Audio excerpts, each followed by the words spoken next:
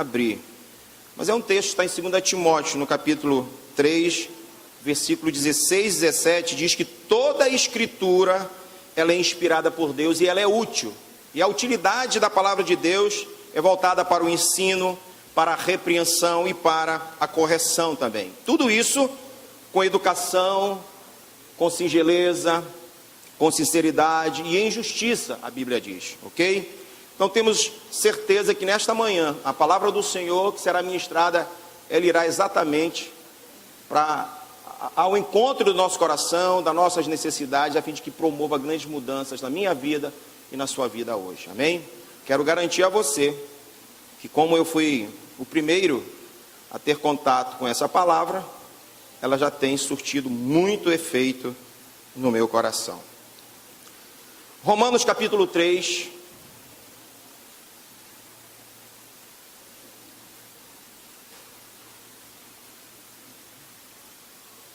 do versículo 21 ao 31.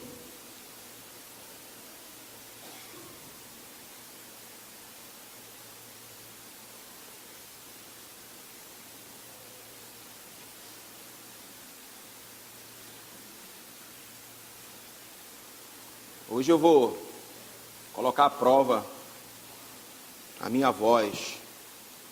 Ver se dava para que eu... Será que eu conseguiria acompanhar Jesus, que ministrava sem microfone, sem caixa de som? Quinta-feira falei por 2h30, ontem falei por mais 2h30, hoje vou falar o dia todo. Estou sentindo um negocinho na garganta já, viu, pastor? Mas vai dar em nome de Jesus. Por isso que eu vou beber muita água hoje. Todos encontraram, amados? Acompanhe, por gentileza. Mas agora, sem lei, se manifestou a justiça de Deus, testemunhada pela lei e pelos profetas. Justiça de Deus mediante a fé em Jesus Cristo, para todos e sobre todos, os que creem, porque não há distinção, pois todos pecaram e carecem da glória de Deus. Em algumas versões estão longe da glória de Deus. Sendo justificados gratuitamente por sua graça, mediante a redenção que há em Cristo Jesus, a quem Deus propôs no seu sangue, como propiciação mediante a fé, para manifestar a sua justiça, por ter Deus, na sua tolerância, deixado impunes os pecados anteriormente cometidos, tendo em vista a manifestação da sua justiça no tempo presente, para ele mesmo ser justo e o justificador daquele que tem fé em Jesus. Onde, pois, a jactância? Foi de todo excluída? Por que lei? Das obras? Não, pelo contrário, pela lei da fé. Concluímos, pois, que o homem é justificado pela fé, independentemente das obras da lei. E porventura Deus somente é dos judeus? Não é também dos gentios? Sim, também dos gentios, visto que Deus é um só, o qual justificará por fé o circunciso e mediante a fé o incircunciso. Anulamos, pois, a lei pela fé? Não, de maneira nenhuma. Antes, confirmamos a lei. Amém? O apóstolo Paulo possivelmente escreveu esta carta aos Romanos no ano de 56, 57. Ele estava no finalzinho da sua terceira viagem missionária, possivelmente inverno. Ele ficou por 3 meses na casa de um discípulo chamado Gaio, e no seu coração tinha o desejo de visitar a igreja que se congregava, que se reunia em Roma. Paulo não teve nenhuma influência na construção dessa igreja em Roma, ele nem conhecia até então os irmãos que ali congregavam.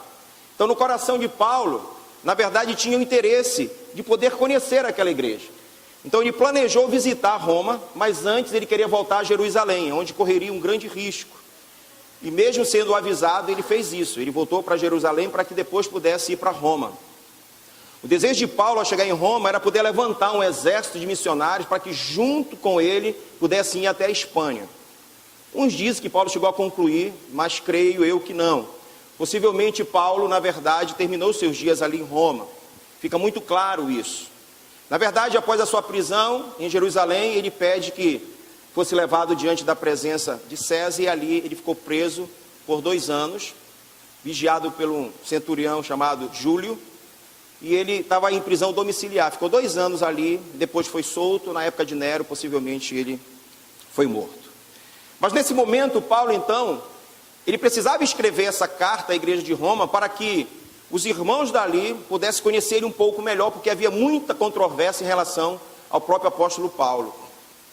Como os irmãos dali não o conheciam pessoalmente, chegava aos ouvidos dos irmãos algumas questões que eles ficavam em dúvida, e Paulo então se sentiu na necessidade de explicar a respeito, não somente da sua chamada apostólica, mas também daquilo que ele aprendeu a respeito de Jesus, e queria repassar isso aos irmãos ali de Roma.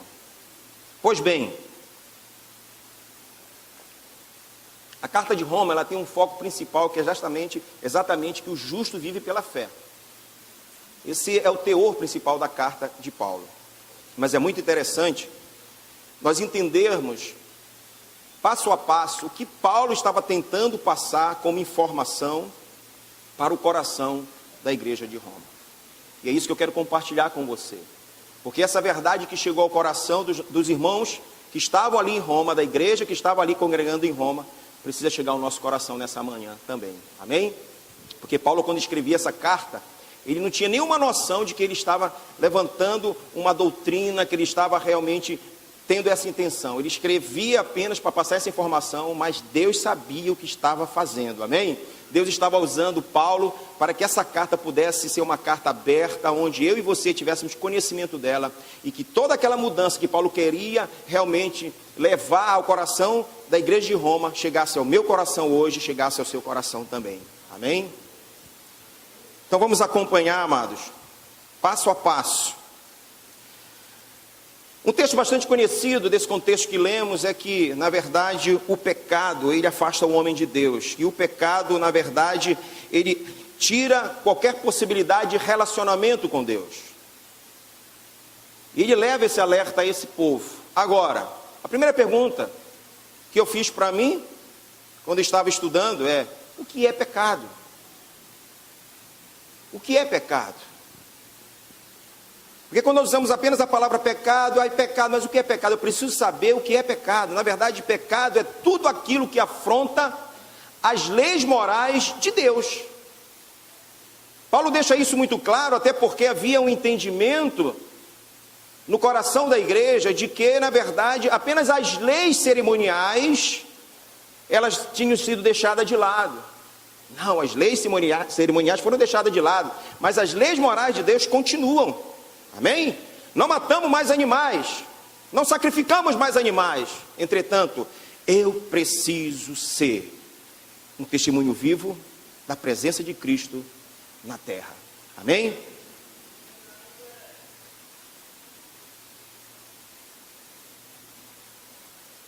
Leis morais de Deus, quando são infringidas, na verdade, envolve 3 aspectos que eu preciso entender. O primeiro é que eu posso pecar contra o Senhor, contra as leis morais do Senhor, através de atos, através de atitudes e pela natureza. Qual é a diferença de ato para atitude? Se nós lermos Êxodo 20, 17, lá nos 10 mandamentos, o Senhor diz que se nós tão somente cobiçássemos a mulher do próximo, nós já estaríamos pecando. Então isso é um ato.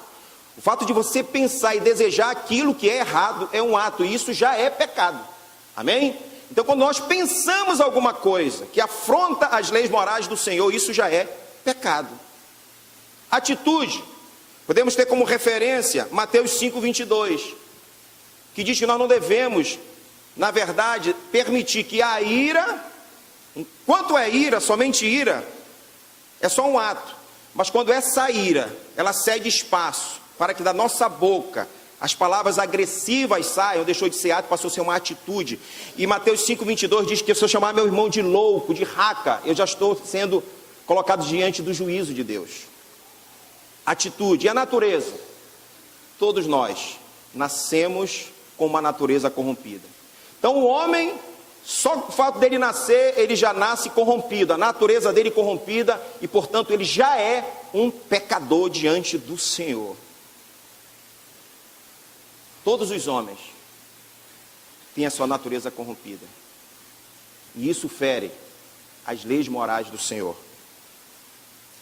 O fato é que não há um justo sequer então, porque pecamos com ato, com atitudes, e mesmo as pessoas convertidas, que já entregaram a sua vida a Jesus, têm a natureza corrompida, e vira e mexe, essa natureza corrompida, ela cede espaço, e aí nós pecamos.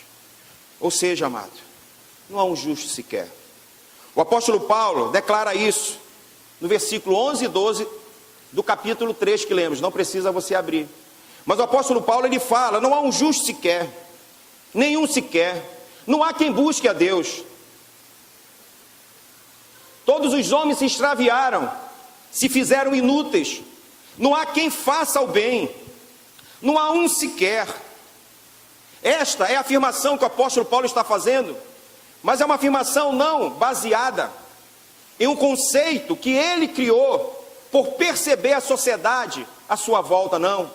O apóstolo Paulo está exatamente repetindo aquilo que ele já sabia, porque essas palavras foram ditas pelo próprio Deus.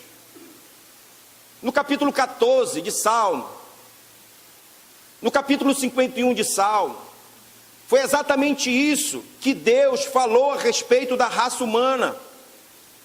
Uma coisa é quando nós olhamos para alguém e julgamos que é totalmente errado, quando nós falamos não tem jeito para esse. Mas quem falou que não tinha jeito para a humanidade foi o próprio Deus. Ele olhou para a humanidade e disse, não há um justo sequer. E aí eu quero que você abra no capítulo 14, Salmo 14, de 1 a 3.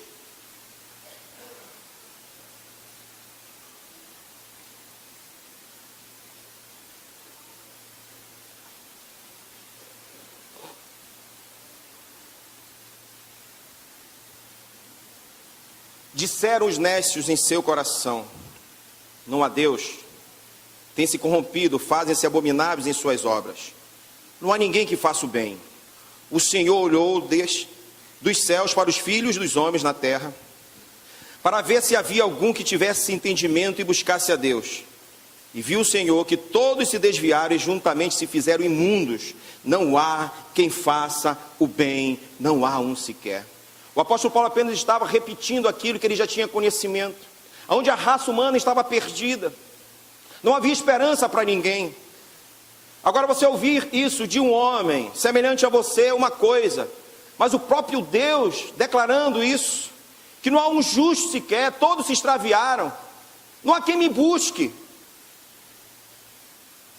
Essa era a análise da humanidade, que mostrava sinais de fracasso.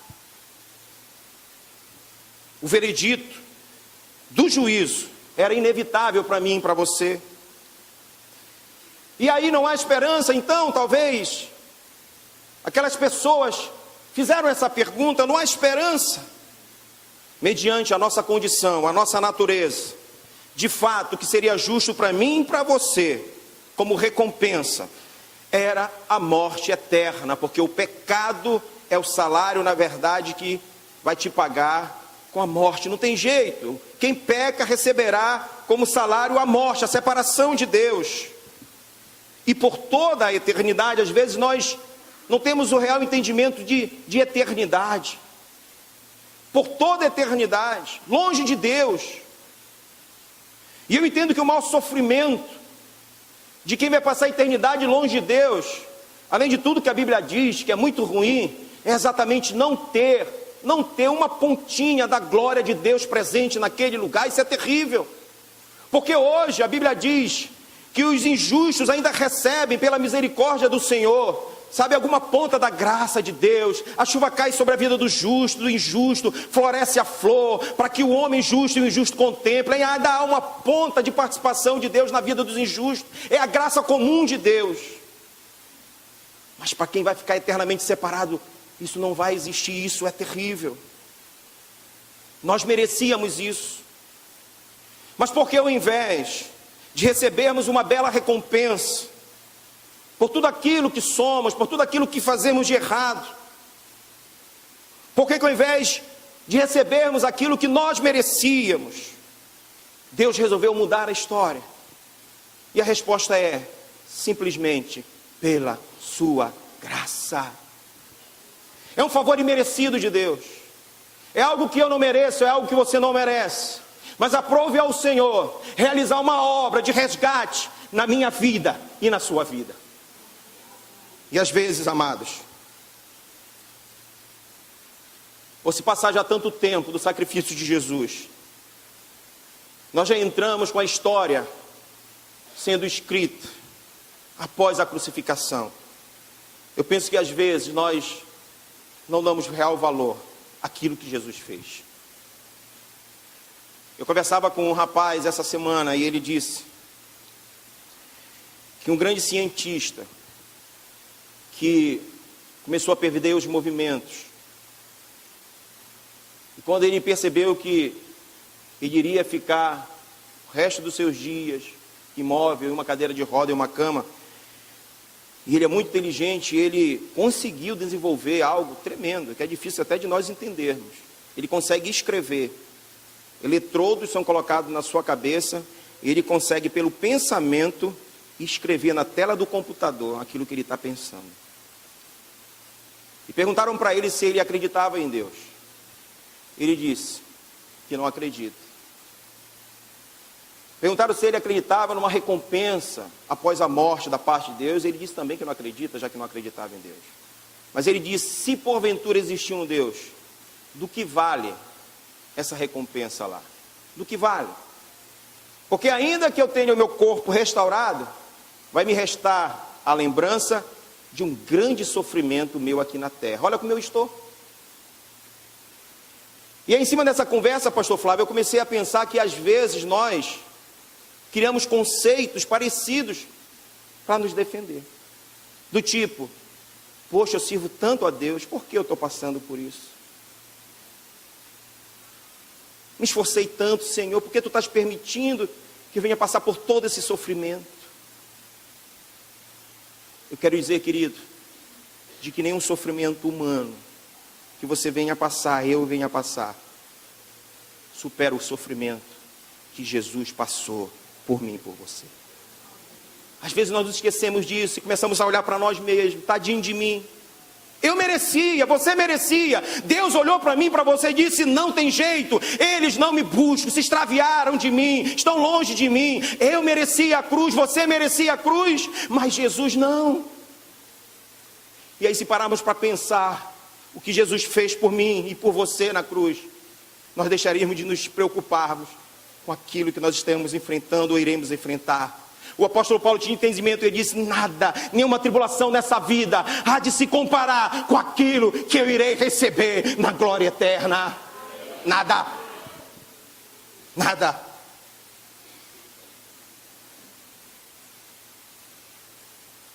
E às vezes o homem começa a pensar dessa forma. E o apóstolo Paulo começa a explicar para a igreja de Roma exatamente aquilo que Jesus tinha feito para que eles fossem alcançados. Versículo 21, mas agora sem lei se manifestou a justiça de Deus. Ele está dizendo, não precisa mais sacrifício de animais. Não precisa mais esse tipo de sacrifício, que na verdade não trazia nenhum tipo de benefício de recuperação para o homem. O apóstolo Paulo diz que a lei, ela era apenas o aio, ela apenas apontava para Cristo.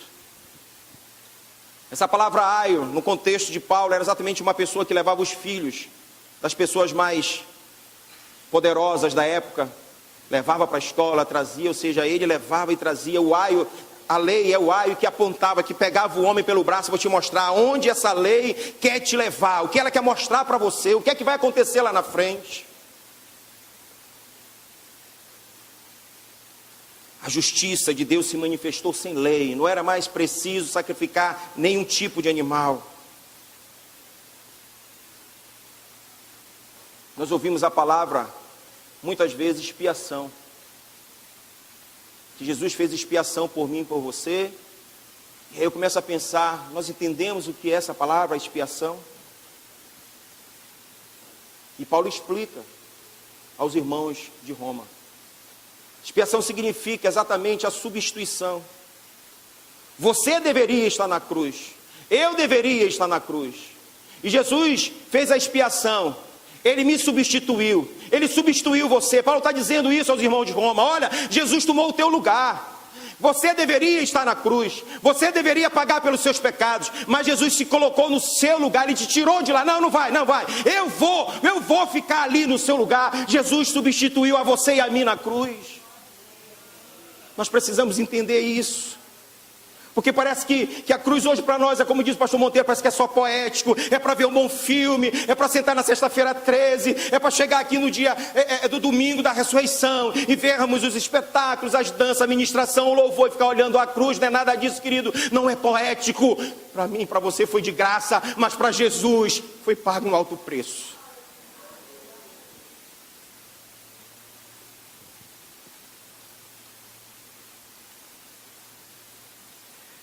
Justiça de Deus, versículo 22, mediante a fé.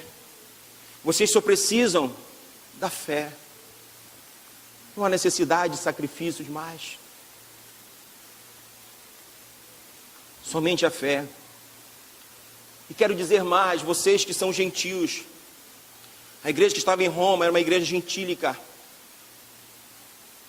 E talvez pairasse no coração de alguns, porque os judeus não concordavam com isso.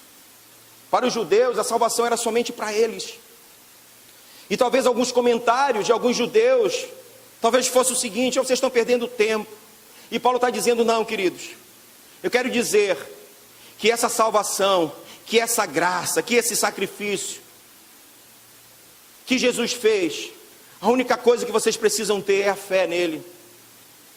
E essa salvação não é somente mais para um grupo de pessoas, mas para todos os que creem. O Senhor não faz mais distinção, não é somente mais para os judeus, e ele era judeu, na verdade ele tinha dupla cidadania. Essa salvação não é mais somente para os judeus, é para vocês também. O Senhor morreu na cruz por todos. A salvação, ela se estendeu a todos. A lei, ela era apenas para benefício de um povo, mas o sacrifício de Jesus agora é para benefício de toda a humanidade. Basta você crer em Cristo. Ele não faz distinção alguma. Se ele não tivesse feito isso, nós teríamos que pagar um alto preço, porque todos que pecaram estão longe da glória de Deus. Versículo 24: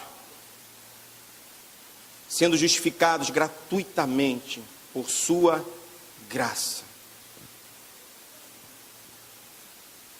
Paulo escreve em 2 Coríntios 5, 21, não precisa abrir, que aquele que não conheceu o pecado, o fez pecado por nós, para que nele fôssemos feitos justiça de Deus. Quando Paulo escrevia essa carta à igreja de Roma, cada palavra que o apóstolo Paulo usava, eles entendiam. Eles sabiam o que significava cada palavra que o apóstolo Paulo usava. Expiação, substituição. Você não foi para a cruz, Jesus ficou no seu lugar. Justiça de Deus. Justiça de Deus. Essa é uma palavra, queridos, que está relacionada, na verdade, à área jurídica. Ou seja, todos nós, culpados como éramos, estaríamos diante de um tribunal. E é um termo forense para quem trabalha na área jurídica. Ou seja, ia ser colocado as provas que me acusavam diante de um grande juiz, de um juiz justo. E o veredito final seria só um, porque todos pecaram e destituídos estavam da glória de Deus. Seria a condenação eterna. As provas me acusavam. E nesse ato justificador, o Senhor Jesus tomou a sua justiça, porque Ele era justo, e simplesmente Ele imputou a sua justiça sobre um homem justo, e tomou a injustiça daquele homem e colocou sobre si. É isso que o apóstolo Paulo está dizendo à igreja de Roma. Jesus colocou a sua justiça sobre cada um de vocês, e tomou a injustiça de vocês e levou para a cruz, para o madeiro. E a partir daquele momento, diante do tribunal do Senhor, existe uma justiça sobre nós, Isso existe agora um veredito para mim, para você. Nós estamos libertos de toda acusação, de todo pecado. Não mais a morte eterna nos aguarda, mas a vida eterna ao lado daquele que nos chamou. Vida eterna ao invés de morte eterna. Tudo pelo ato de um homem justo que decidiu simplesmente mudar a história da minha vida e da sua vida.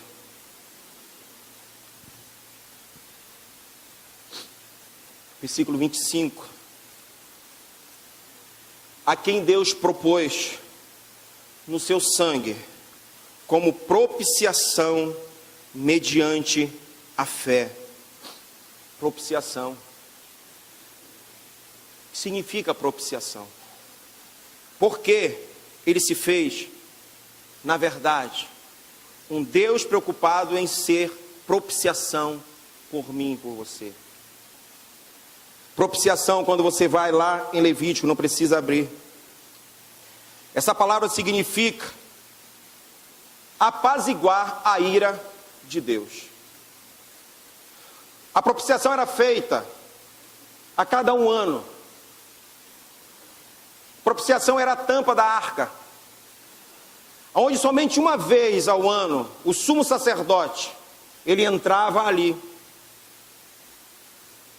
E ele espargia o sangue de um animal, de um cordeiro que prefigurava o sacrifício de Jesus, que viria a acontecer, que nesse momento na história de Paulo já tinha acontecido. E quando o sumo sacerdote, ele entrava naquele lugar, primeiro ele tinha que fazer um sacrifício em benefício próprio. Porque se ele entrasse naquele lugar de qualquer maneira, ele seria fuzilado. Sabes por quê, querido? Porque quando o sangue ele era derramado no propiciatório, essa atitude do sacerdote apaziguava a ira de Deus contra Israel. Por tudo que o povo fazia de errado. Não há um justo sequer. E Deus, para que pudesse conter a sua ira, a cada 1 ano, o sacerdote sacrificava e lançava o sangue sobre o propiciatório. E Deus segurava a sua ira. Quem já ficou irado aqui além de mim? Às vezes, para nós, não passarmos para o pecado da atitude, ficarmos somente no ato. Nós, ao invés de darmos o soco na cara de quem nós estamos irados, a gente dá às vezes na parede, não é isso? Mas a tua vontade era dar na cara daquela pessoa. Era isso que Deus estava fazendo. A vontade de Deus era massacrar o povo, mas o propiciatório recebia a ira de Deus. E foi exatamente isso que Jesus fez. Ele foi propiciatório. Sabe, amados, às vezes ainda de forma muito poética, nós entendemos que simplesmente o fato do Senhor ter dito: Pai, por que me abandonaste? É como se o Senhor tivesse só voltado a sua costa, porque o meu pecado estava sobre Jesus.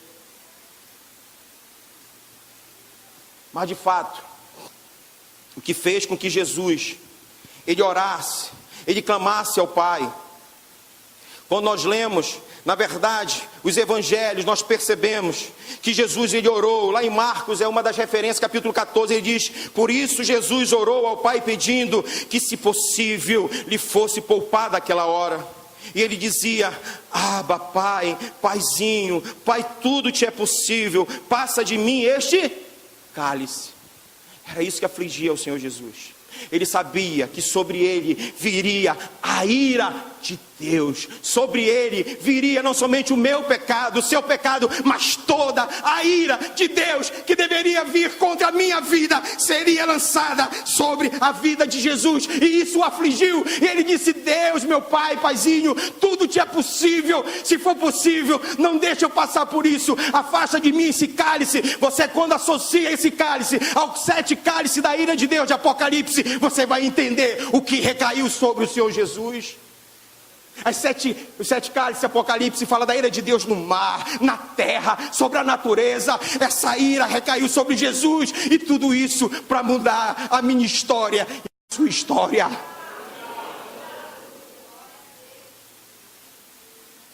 E a igreja de Roma começa a entender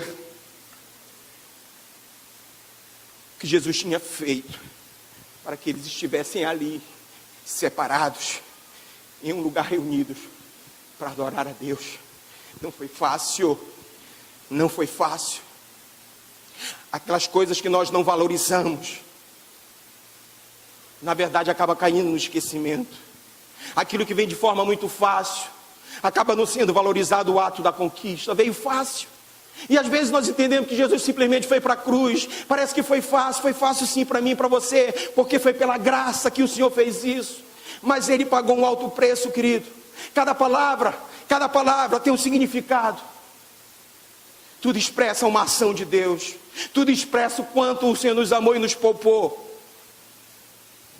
Não há um justo sequer, nenhum.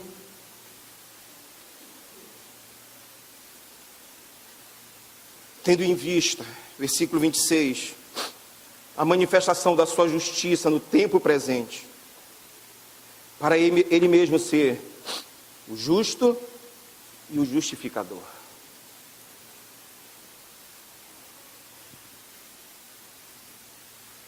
E ele faz uma pergunta. Paulo na verdade, foi um bom aluno da escola estoica na época. E essa escola estoica, ela tinha um perfil de perguntas e respostas. Por isso ele mesmo faz a pergunta e ele mesmo responde. Onde está a jactância? Cadê a arrogância do homem? O que pode o homem fazer por si só para se salvar? Onde está a arrogância dos homens? Foi toda excluída? Por que lei? A lei não podia fazer isso. Os melhores sacrifícios, os melhores animais, não era possível. Não, pelo contrário. Somente a fé pode mudar a vida do homem, e a fé em Cristo Jesus. Onde está a tua arrogância, homem? Você acha que pode mudar a história da sua vida? Você acha que o seu conhecimento, as suas influências, pode mudar aquilo que está decretado sobre você? Somente Jesus Cristo, pela sua obra redentora, pode mudar a história da tua vida, homem arrogante.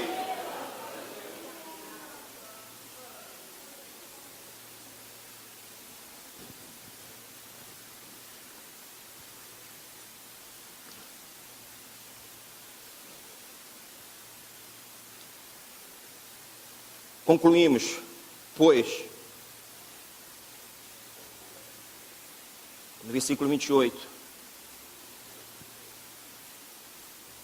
que todo homem é justificado pela fé, independente das obras da lei. É porventura Deus somente dos judeus? Não. Não é também agora de vocês, gentios? Ele está falando para a igreja de Roma isso. Ele está falando para mim e para você. Sim, também dos gentios, ele mesmo responde. Visto que Deus é um só, o qual justificará por fé, tanto quem é da lei, quanto quem não é da lei, tanto o circunciso, quanto o incircunciso. Lendo até aqui, no capítulo 3 de Romanos, versículo 30, eu vejo que o homem só entra com uma coisa para mudar a sua história. Eu percebo, lendo todo esse contexto até aqui, que eu entrei só com uma coisa para mudar a minha história. Que você só entrou com uma única coisa para mudar a sua história. Você sabe o que foi? O pecado. Nós só entramos com o pecado. Só entramos com o pecado para a nossa história ser mudada, só o pecado. Queridos, e por isso nós precisamos reconhecer que somos pecadores. Porque tem gente que está cheio de pecado, mas não reconhece que é pecador. Tem gente que está cheio de pecado, mas não reconhece que só Jesus pode mudar a sua história. Eu reconheci que os meus pecados me levariam a um lugar terrível. Muitos aqui já reconheceram. E talvez neste lugar algumas pessoas precisam reconhecer que você é pecador. Você só precisa entrar nessa história com reconhecimento dos seus pecados, que você carece de Deus, que o Senhor, assim como mudou a história daquela igreja lá em Roma, daquelas pessoas, como mudou a minha história, a história de muitos, Ele pode hoje mudar a tua história também.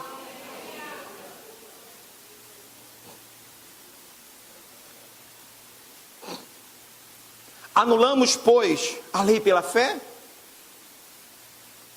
Não, de maneira nenhuma. Antes, confirmamos a lei.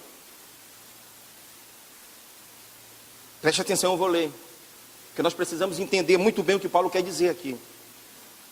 Anulamos, pois, a lei pela fé? Não, de maneira nenhuma. Antes, confirmamos a lei. Ele está construindo toda a ideia dizendo que a lei é passado, que a lei não precisa mais ser seguida, aquela lei com os cerimoniais. E de repente ele está dizendo que a fé não anula essa lei, antes confirma. Como assim? Porque nós temos que confirmar exatamente o que eu comecei falando aqui para vocês. Através das nossas atitudes, nós precisamos confirmar pelo bom testemunho as leis morais de Deus nessa terra. Toda cerimônia não precisa mais ser realizada, mas as leis morais de Deus continuam, querido. E muitas pessoas dessa igreja, por entenderem somente o lado da graça, não precisa mais de lei, é pela graça, pela fé, beleza, então eu posso viver tranquilamente, sem responsabilidade, está garantida a salvação. Muitas pessoas pensam assim, principalmente as pessoas que acreditam na salvação através da eleição. Então está garantido, o Senhor me chamou, me escolheu, beleza, então está tudo tranquilo, eu vivo como eu quiser, não perco mais a salvação. Eu ouvi de um amigo, na minha juventude, filho de pais crentes, uma das famílias mais tradicionais daquela igreja, que chegou numa época de carnaval e disse: vou para a Bahia curtir, estou salvo mesmo. E algumas pessoas pensavam exatamente assim: estamos salvos, Jesus pagou o preço, foi para a cruz mesmo, então eu vou viver tranquilamente. E o apóstolo Paulo está dizendo: vocês precisam agora confirmar a lei, as leis morais de Deus através do testemunho da vida de vocês. Tanto é que você vai ler mais um pouquinho na frente, no capítulo 6, na verdade no finalzinho do 5, no início do 6, é aquele texto muito conhecido que nós usamos, onde diz assim: onde abundou o pecado, superabundou a graça de Deus. Tinha gente que estava pensando assim lá: eu vivo do jeito que eu quiser, porque quando eu pedir perdão, aí a graça do Senhor vai superabundar sobre a minha vida. Que pensamento terrível. E aí o apóstolo Paulo diz: não é assim não, gente. Negativo, não é assim. Não é desse jeito. Essa é a natureza do homem. O homem que pensa assim é exatamente quando a sua natureza corrompida se manifesta. Lembra que eu falei ato, atitudes e por natureza? É a natureza corrompida. Vira e mexe, ela quer ditar as normas da nossa vida. É verdade. Viva tranquilo agora, Jesus já pagou o preço por você, Ele te ama tanto. Existe a nossa participação após a nossa conversão, que é buscarmos a nossa santificação dia após dia. Tem gente que só faz a autoanálise da sua vida, pastor Monteiro, no dia de ceia. Isso porque nós lemos aquele texto, e aí ele vai, não sei nem se está orando, só sei que fecha o olho. Autoanálise é todo dia, querido, dia após dia.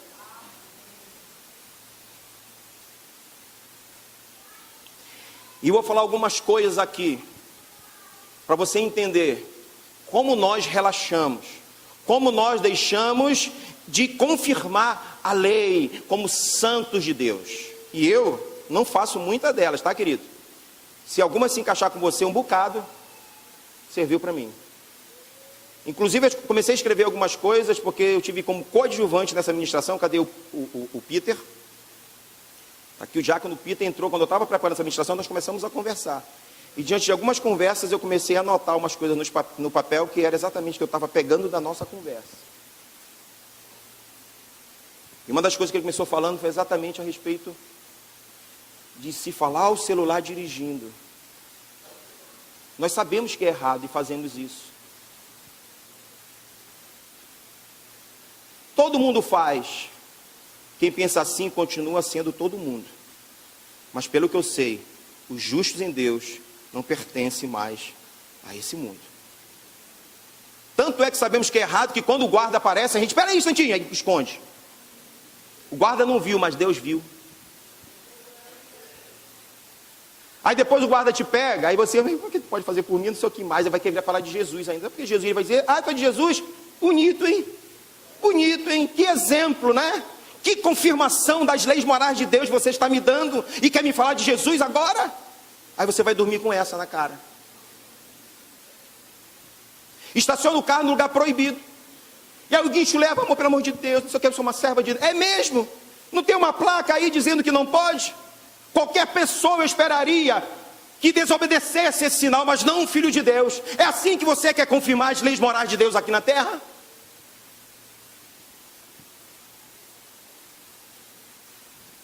Dirigir acima do limite de velocidade. Vai na estrada, não tem ninguém perto, Polícia Federal não está, o Márcio não está lá, né, Márcio? E o cara mete o pé, vem a plaquinha, 40, 60, ele passa igual um anjo.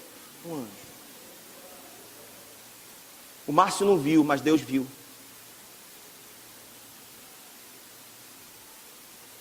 Parece só quando nós somos vigiados pelos homens é que nós tememos. Só que os olhos do Senhor estão sobre nós.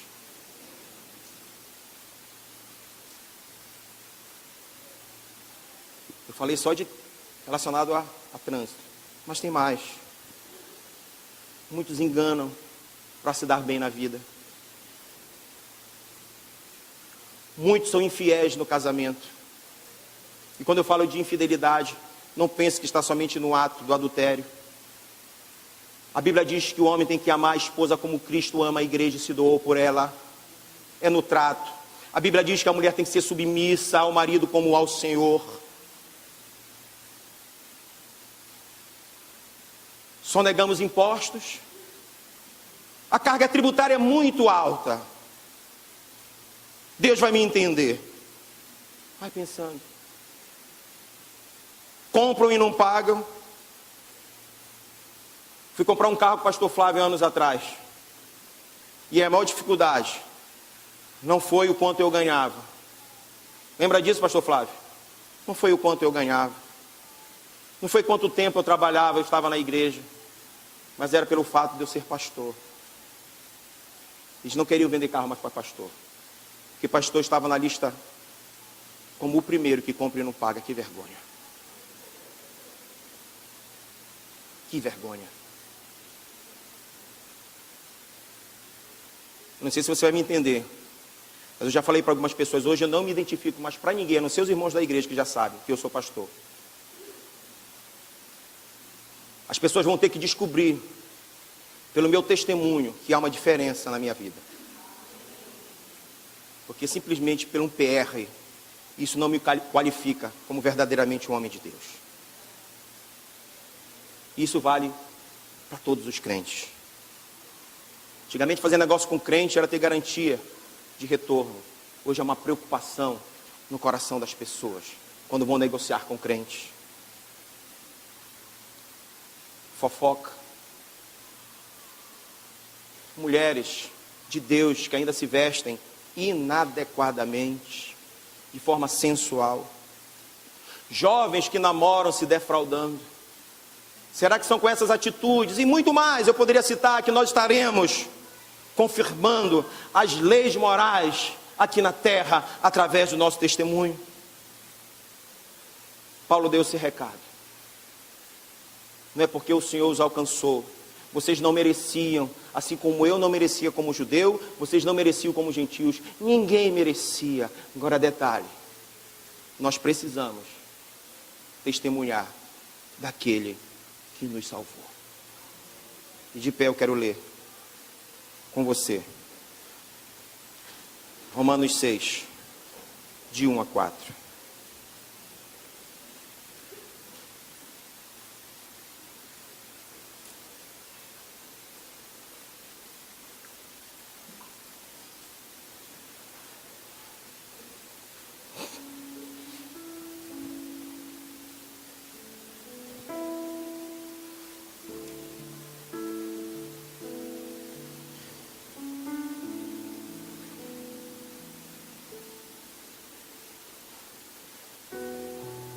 Eu vou ler um pouquinho antes, a partir do 19 do 5 e finalizar no 4 do 6.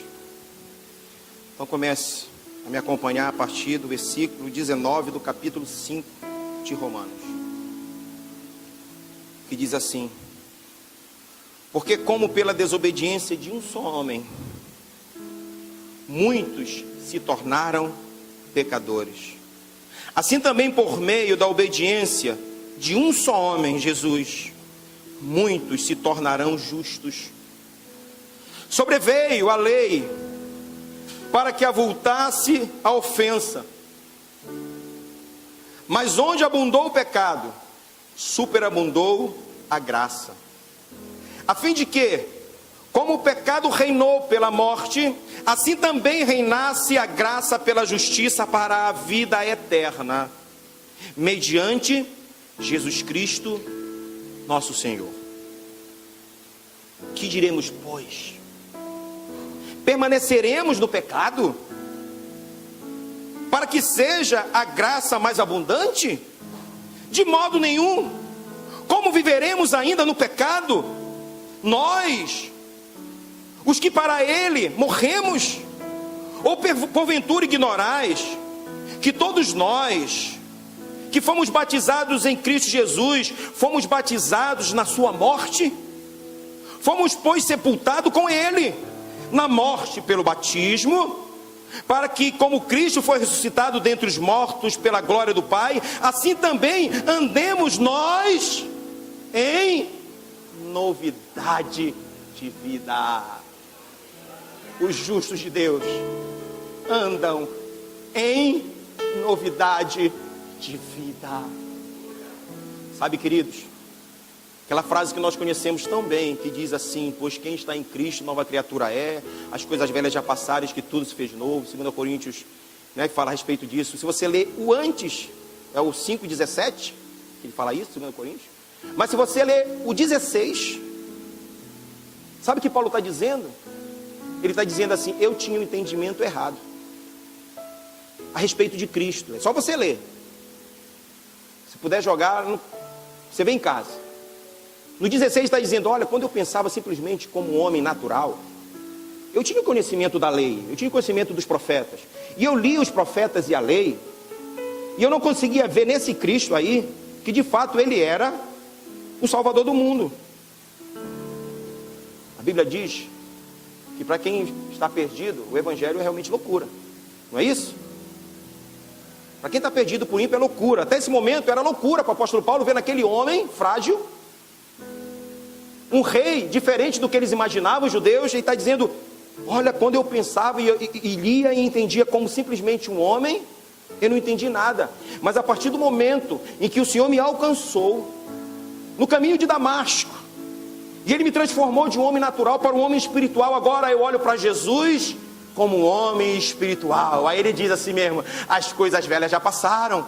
Tudo aquilo que eu pensava a respeito de Jesus como um homem natural passou, tudo se fez novo. Os meus olhos agora estão vendo diferente. Eu vejo Jesus como o Salvador da minha vida.